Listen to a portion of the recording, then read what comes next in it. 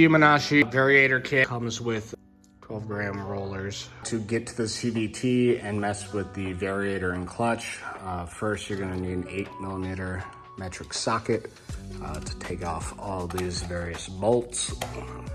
On this piece, you're gonna have to take this hose, snap it out, and move it to the side. I like to keep the bolts in the pieces just so I know what screws go with what.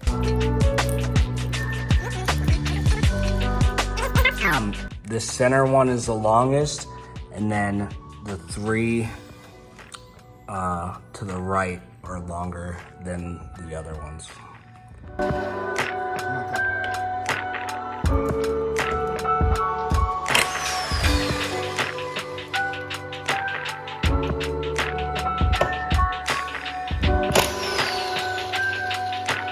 $22mm variator nut. There's a washer.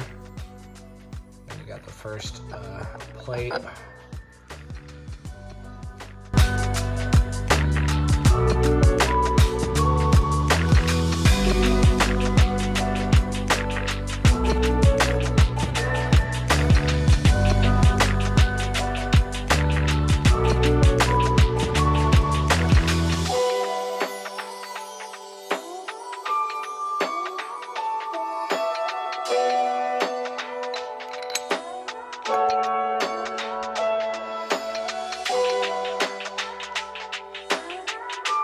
Here's a side-by-side of the stock variator versus the Yuminashi.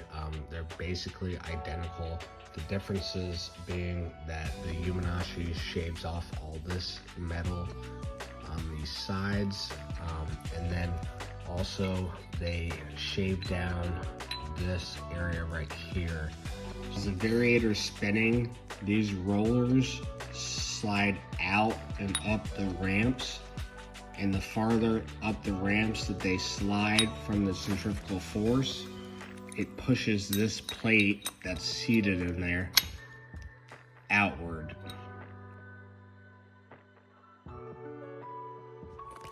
So as this spins and the rollers slide outward, that plate pushes that way, moving this closer, which drives the belt higher up.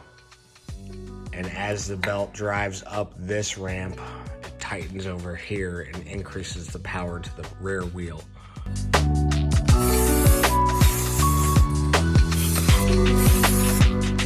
So one special note on the Yuminashi website, this T marking with the 2 dots, they instruct you to install the variator plate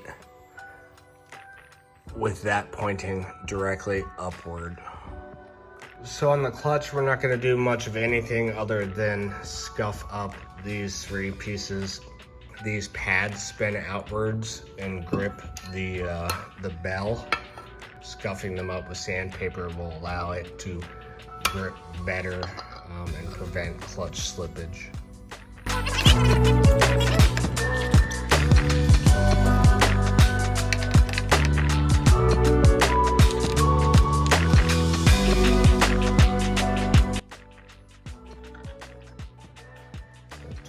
22mm goes in the front, 19mm in the back. Starting out with the torque wrench, this variator nut gets 44 foot-pounds of torque, and this gets 36 foot-pounds. To rotate this bottom all the way counterclockwise, find the foot-pound that you're looking for. Here's 40. We're gonna line up the 0 with that. And then from there, we're gonna go twist to 4 and get that lined up. Okay, so that's 44 right there. And then we're gonna take that bottom and rotate it all the way until it locks to the right. It's helpful to get deep sockets. All right, so now you're gonna take your spanner tool and hopefully you get one that the pins actually insert into the holes on the variator. All right, so since the pins don't fit, I'm gonna snug it in right below and use the kickstand to keep it from rotating.